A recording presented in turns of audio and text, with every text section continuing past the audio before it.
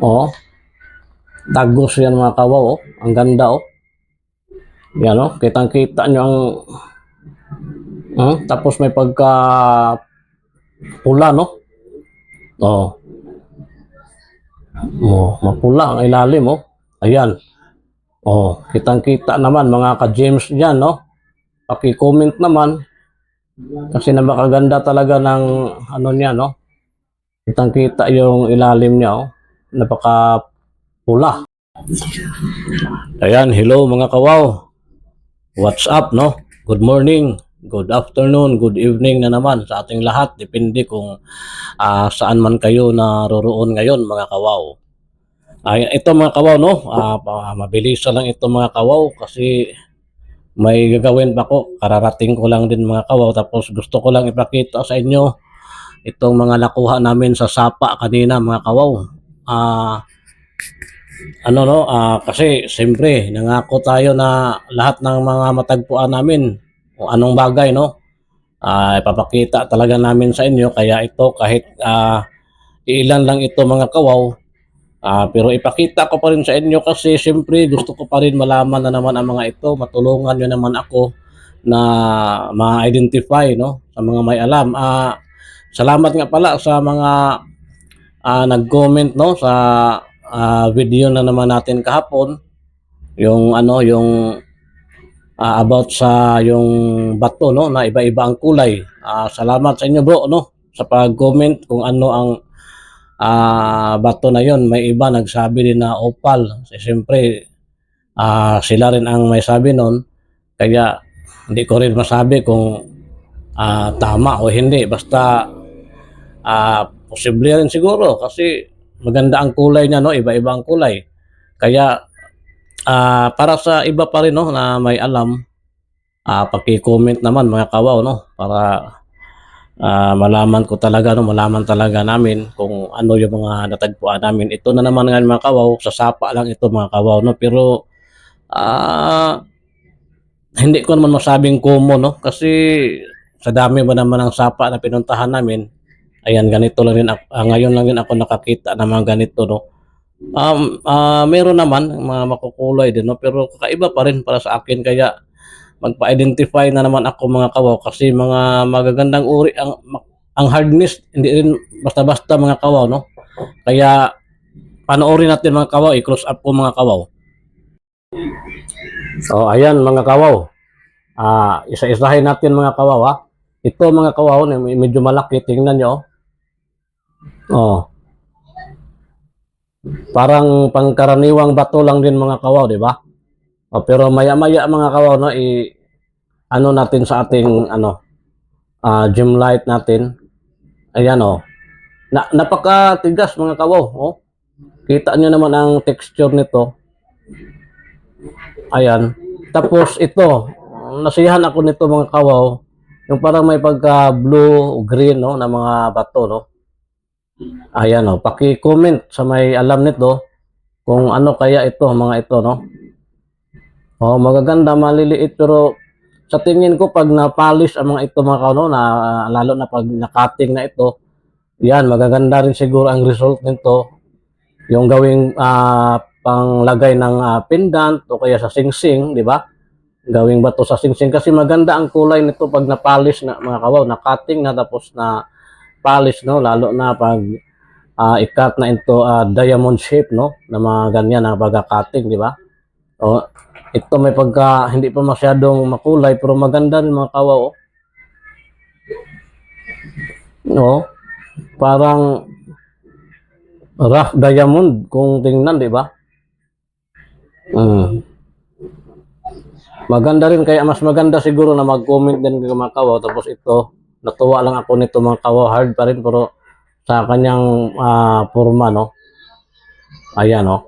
So ngayon mga kawaw, isa-isahin natin ha para makita nyo ng isa-isa no. I-ano ko muna ang aking camera. Nahirapan kasi wala tayong lagayan na maganda no ng camera natin, kaya medyo mahirap talaga. Pagpasensyahan nyo na mga kawaw. Ganyan siguro. Pwede na siguro no, ganyan. Teka lang no.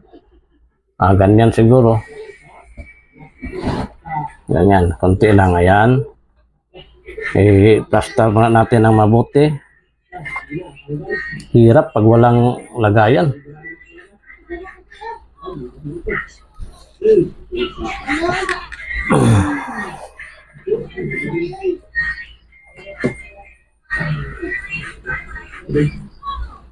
Hirap mga kawaw. Ganyan na lang siguro mga kawaw, no? Ayan, oh, itong parang ano lang mga kawaw, no? Ordinaryong bato, no? Itong medyo malaki, pero tingnan nyo naman mga kawaw. Oh, tagos yan mga kawaw, oh. Ang ganda, oh. Yan, oh. Kitang-kita nyo ang tapos may pagka pula, no? Oh.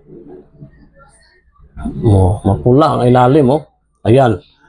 Oh, kitang-kita naman mga ka-James diyan, no? Paki-comment naman kasi napakaganda talaga ng ano niya, no? Kitang-kita yung ilalim niya, oh. Napaka-pula, pero oh. Oh, pag walang lights mga kawaw, ganyan lang. Parang ordinaryo lang na bato. Tapos sobrang tigas, no? Oh, itong isa na naman mga kawaw, hayaan nyo na yung laruan sa anak ko dyan, ha? Oh, ang mga laruan ng anak ko yan. Ayan, oh. Tingnan nyo naman mga kawaw. Kung gaano kaganda, oh. Yan, tapos ang texture, no, ang clarity niya, no? Oh, napakaganda. Pero pag wala na ang lights mga kawaw, tingnan nyo naman. Parang mga ordinaryong bato lang talaga mga kawaw. Oh, napakaganda. Ganon rin itong parang square, no? Ayan, tumatagos rin yan, no? Square na bato, oh. Ayan. Tapos, siyempre, translucent talaga ito mga may kulay green mga kawaw, oh. Napakaliwanag, oh.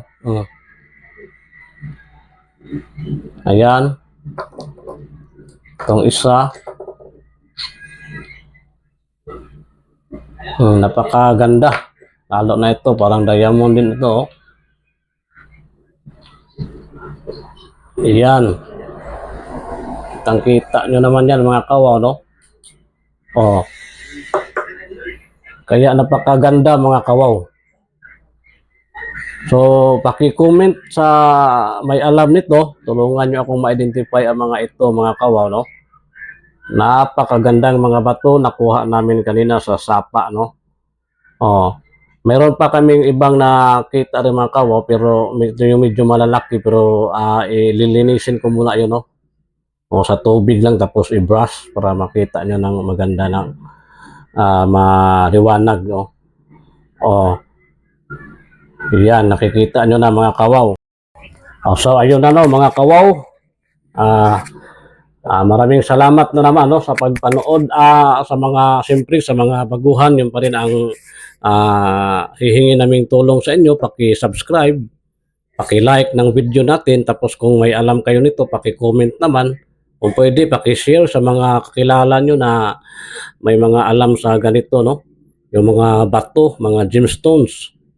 Kasi itong pinakita natin ngayon sa inyo mga kawaw, gemstones talaga ito, hindi ito kabilang sa mga mutya. Iba din yung mga mutya ito kay gemstones. Kasi sa mga baguhan pa lang, iba-iba kasi mga kawaw, no? Lahat na matagpuan namin, mutya, gemstones, mga antiques, kung ano-ano, no? Mga treasures, ano-ano man dyan. Lahat nga kaiba, hindi lang about sa mga gemstones o mutya. Kahit anong bagay, basta mga makikita namin nakakaiba, ipapakita namin sa inyo. Kaya paki-subscribe para ma-update din kayo sa mga bagong ipapakita namin.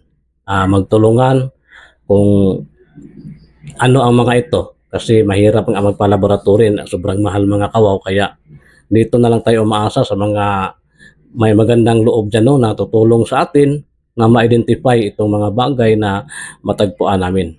Kagaya nito, parang ordinaryong bato lang pero napakatigas tapos translucent, di ba? O, kaya hanggang dito na lang mga kawaw. Muli maraming salamat sa inyong pagpanood. Tulungan nyo ang maliit natin channel na magkapagpatuloy naman tayo, no, sa aming mga ginagawa. Maraming salamat. God bless sa ating lahat.